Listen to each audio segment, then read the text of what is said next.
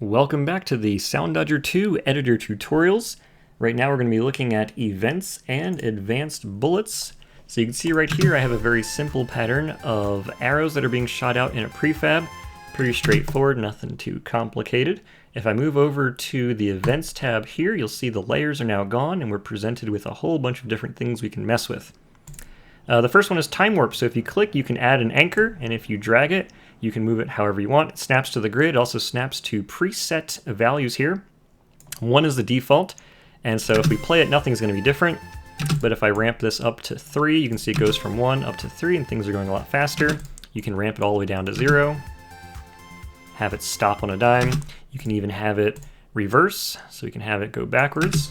Well, let me fire some stuff out first. Yeah, they're going to go backwards. If you want to have things change on a dime, we can delete these here. Have things change on a dime, we can, let's see, drag this. You can see it doesn't actually go past. If you have 2 anchors, the middle one is locked to its neighbor, so you can very easily have it snap to different values on a single frame. So we're going to move this out here. You can see it speeds up and then comes in, but if I have it, let's see, let's do a snap like this. Move this here, and we'll have it snap to 3 there. So we'll have a few bullets out there already, and then bam, they're just kind of going fast. Or you can have them stop on a dime like that, so they're firing out and they stop. If you want to get a fine tune value, if you hold shift while the grid snap is on, you can in fact freely move it however you want, up and down, left and right, and you get your fine values here. If you, however, want it to have it lock to one axis and not the other, turn off grid snap, and you'll see now it is in fact locking to its whole number value, but you can freely move it left and right with the grid. So it's snapping up and down but not left and right. And if you hold shift it'll do the inverse. So now it's locked to the grid left and right, but you have free reign over what the value is going up and down. So that's your 4 different ways to kind of control where these anchors are going. If you want to copy and paste them, you can do the same stuff as before. You can use your selection tool and highlight them. You can click and control click to get them, and you can drag them. You can do whatever you want. Same rules for holding shift apply. All that stuff is here. You can copy, right click to move your anchor, your playhead somewhere, so your anchors will paste out there and things like that. Oh, those are still pasted, right? I had them selected, right? So yeah, so we'll move that there. Spin rate is how much the arena spins, so default is 0, which is why it wasn't going anywhere, but we can have it ramp up to 5 and it's kind of going. -5 is the other direction. You can see it crosses through 0, so it's actually going to spin, come to rest, and then go the other way. And again, you can have these things stop on a dime, so we'll put these anchors here and get this nice little step pattern here. Kind of looks like a ticking clock, kind of an interesting thing you can do. And there's no like prefabs for this, so you're kind of stuck with copying and pasting. And oops, did I screw that one up? That one needs to be, where does that one need to be? It needs to be over there. I need one more. My math is off on this one. There we go. Okay, so that's that. That's spin rate. Pretty fun. We don't need that happening right now. If you want to reset this, of course, you'll hit the rewind button, and then you'll be able to have your #1 enemy back at the top.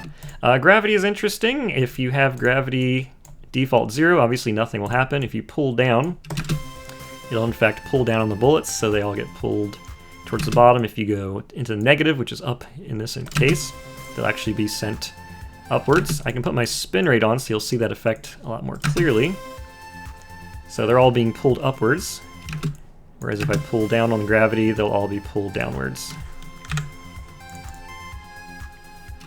Okay, enough of the gravity. Let's see, we can do the size of the arena. That one can default be at 100. Think of it as a percentage. So we can go all the way down to 25. That's very claustrophobic. Fun. We can go up to 300. You'll notice that the camera will unlock from the center as the arena gets bigger and actually follow the player. And as the arena goes back down to 100, the camera will actually start following the center of the arena rather than the player. So just because the arena is so big here, you do need to be able to see everything that's going on.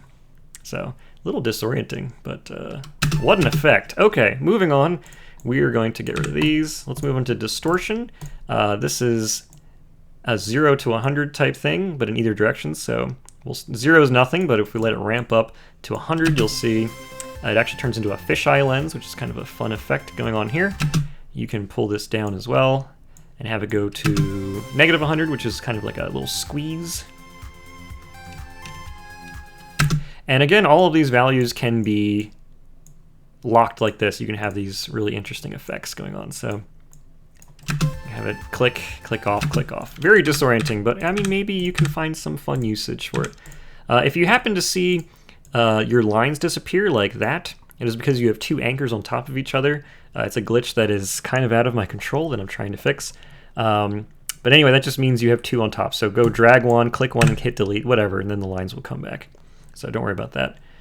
Moving on to, let's get rid of that, chromatic aberration. And this is a default 0 that goes all the way up to 100. And 100 is way too much. I think 25 is fine, but this is a very interesting effect that's going on. So I mean, like, this is where I like to keep it down at 20. So you get a nice subtle effect. If you really want to push your values past this, you can always hold shift and drag outside and have things go as tall as your monitor is. And this is kind of just ridiculous how strong that is.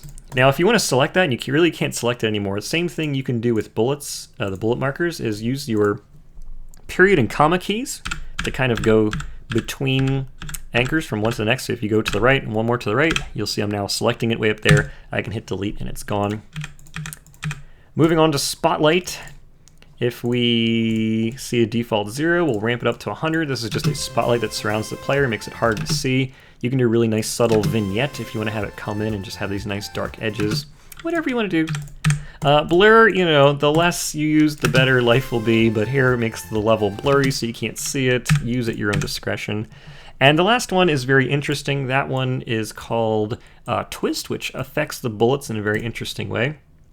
So if I set the twist to 1, and I have it matching my spin rate of 1 as well, you'll see that as the arena's spinning, the bullets are twisting with it, and they're actually moving in a straight line.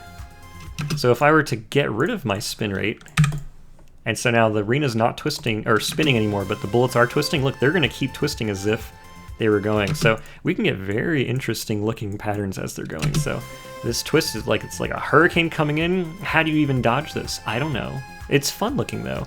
And what if you had a really weird looking twist like this? Like this is something that, I mean, how do you even dodge this? Right? Very interesting looking.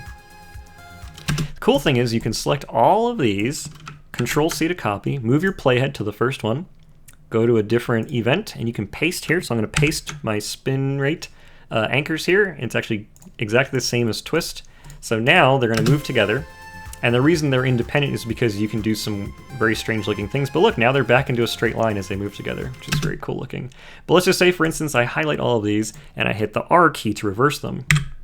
Now they've all reversed their values, and now the spin is the opposite of what's going with the twist. It's very ridiculous looking right now, but for the intents of demonstrating how it works, I think you get the idea. Let's see, so what can we do? If we have our twist on,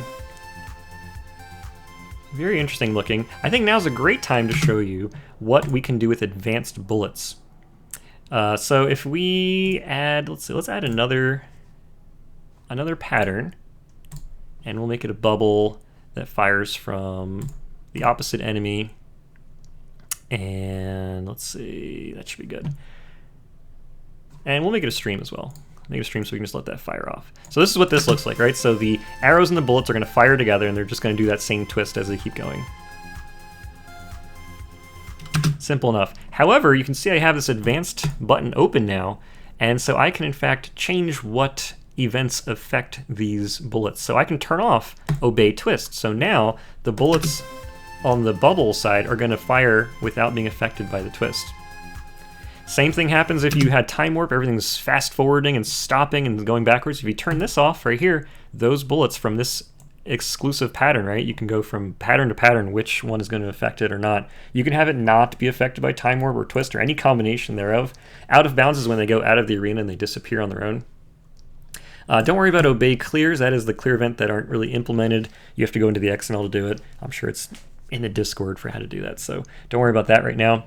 And the last one you have to worry about for advanced is the size, which is pretty cool. Default should be 1 in 1.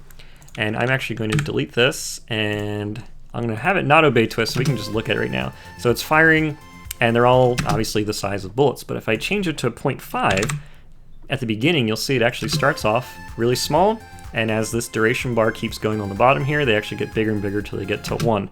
We can have that go to 5. We can have it grow to 5 times the size of the regular bullets. They're going to get very large as we keep going, which is very interesting. We'll make this duration a little bit smaller. We'll drag that to make it smaller. Get the effect really quickly there.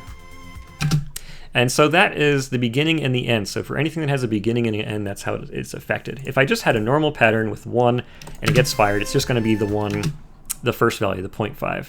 But if I have more amounts, right? Let's say I have 5 with a spread like that, it's actually going to make them very hard to see there, but you can kind of get the idea. Let's do 0.5 to 2. You can see that they go from 0.5 here all the way up to size 2. And that's because I have an amount. Now if I switch to rows, which I don't think I showed before in the bullets, but rows, same idea. They have a beginning and an end with an offset here and an offset there. Let's see, what should we do? 0.5. Both spreads should be big. Amount should be 5 for both. Oh, let's do 5 for both, and the offset should be the same. Speed should be 2. Okay, so this should be very interesting. There you go. So there's your bullets there, where the beginning ones are 0.5 and the last ones are very big. And I mean, obviously, if you reverse this, you get the opposite effect, where the front ones are very large and the back ones are very small. So have fun with that. You can make bullets incredibly large, small, whatever you want to do. The hitboxes scale with them, so keep that in mind as that goes. You can do combinations of player size as well. One more thing I wanted to show you, another advanced thing you can do with bullets, is if you have a bunch here and some of them, let's see, this one is homing, and this one is an error, and this one's a heart. Let's say you wanted to change the values of a bunch of them, right? Let's do some weird value there. Okay, so I'm going to select all of them, and it says editing 8 bullet markers up top. That tells you that you are changing something in all of them, and all it changes is the thing that you change. So if I change the speed to 10, you'll see that if I select the heart, that speed got changed to 10, but all the other values did not get changed, which is kind of a nice way of just quickly changing one thing. Let's say I want them all to fire from enemy 7 and 6. Right now they're all suddenly changed to enemies 6 and 7, but none of the other values have changed. If I copy this data like that, and I select all of them and I paste, they actually all become that one thing. So that's a quick way to select and change lots of other things.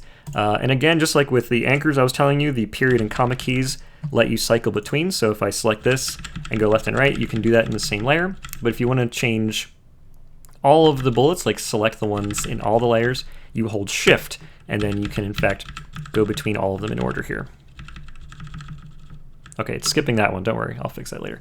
And if you don't want to remember all of these shortcuts, you don't have to. If you highlight this question mark here, you can in fact see all of the shortcuts I've talked about, including even more that I forgot to mention. At the very bottom for editor colors window, you can shuffle the colors, invert them, or make them complementary.